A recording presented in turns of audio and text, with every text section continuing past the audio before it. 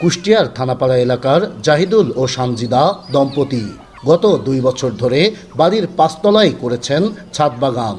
যে বাগানে রয়েছে বিভিন্ন ধরনের শাকসবজি সহ দেশি বিদেশি ফলের গাছ, যা তাদের শহরের জমির সংকট কাটিয়ে বিষমুক্ত সবজি সহ ফলের যোগান দিচ্ছে। পূরণ হচ্ছে পরিবারের চাহিদা, প্রতিবেশীরাও পাচ্ছেন বিষমুক্ত এ সবজি ও ফলমূল।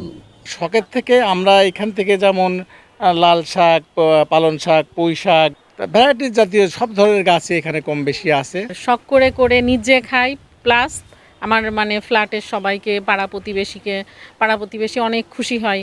শহরের মজমপুর এলাকার আরেক দম্পতি শাওন ও জেবা বিষমুক্ত সবজি ও ফলমূলের চাহিদা পূরণে নিজ বাড়ির 6 তলায় তারাও করেছেন ছাদ বাগান, যেখানে রয়েছে লাল শাক, বেগুন, লাউ সহ করেছেন বিভিন্ন সবজি ও ফলের চাষ।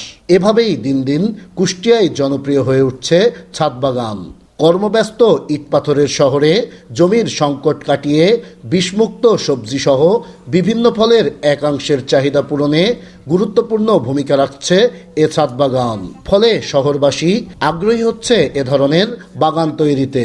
আমাদের পর্যাপ্ত পরিমাণ হয়ে যায়, আমরা আর বাজারের ওই বিষ জিনিসগুলো আমরা নিই না। আর এ ধরনের ছাদ বাগানের পরিধি বৃদ্ধি সহ আগ্রহ বাড়াতে সব ধরনের সহযোগিতা করছে কৃষি বিভাগ। আমরা কৃষি বিভাগের পক্ষ থেকে প্রতিনিয়তই আমাদের সাপোর্ট পরামর্শ চলছে এবং দিনকে দিন এটা ছাদ বাগানের প্রতি আগ্রহ কৃষকদের বাড়ছে।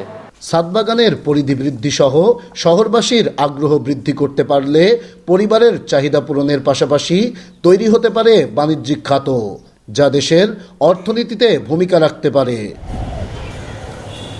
নাইদা সান্তিতাস, দেশ টিভি, কুষ্টিয়া।